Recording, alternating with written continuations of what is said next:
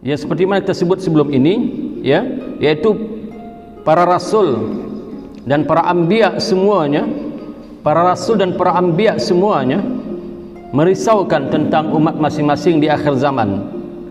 Kata Nabi, sejak Allah Ta'ala menciptakan Nabi Adam AS sampai ke hari kiamat nanti, tidak ada satu ujian yang lebih dahsyat, tidak ada satu ujian yang lebih dahsyat daripada fitnah Dajjal.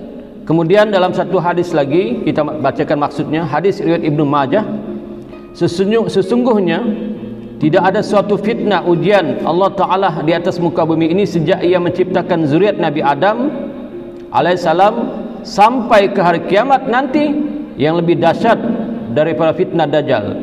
Dan sesungguhnya Allah Ta'ala tidak mengutus seorang Nabi pun kecuali Nabi itu telah mengingatkan kaumnya akan ujian Dajjal ini. Maka Allah tidak mengutus seorang Nabi pun melainkan Nabi itu mengingatkan kaumnya tentang ujian yang dahsyat di akhir zaman ini. Ya, mungkin setengah kita masih rasa macam tidak ada apa-apa tentang ujian yang berat ini. Kita bacakan satu hadis lagi untuk renungan kita.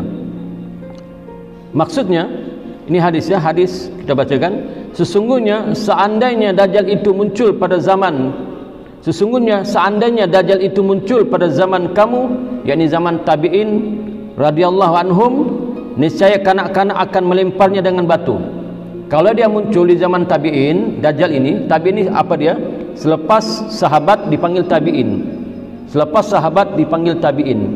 Yaitu 300 orang Islam 300 tahun selepas kewafatan Rasulullah, itu adalah orang Islam yang saleh, yang dipanggil salafus saleh.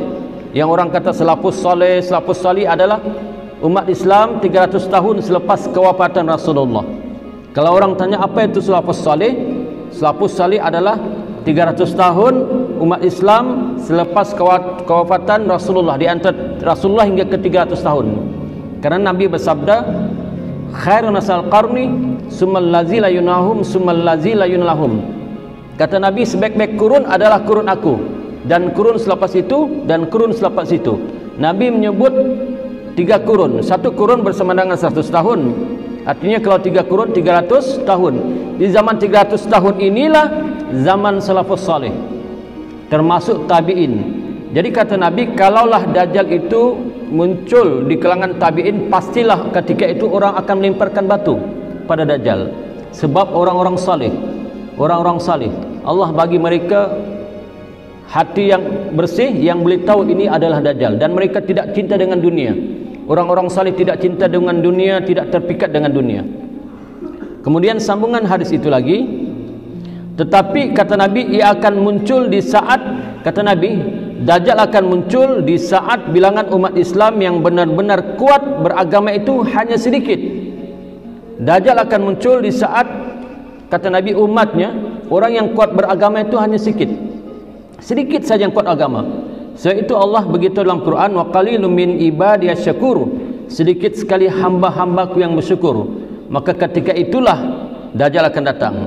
Kata Nabi, Dajjal akan datang ketika orang Islam ketika itu tidak kuat agamanya, sedikit saja, dan pengetahuan agama pun sangat sedikit, dan orang ketika itu hidup dengan tidak mempedulikan nasib saudaranya seagama. Ketika itu orang sudah tidak peduli nasib kawan-kawannya seagama, tidak peduli.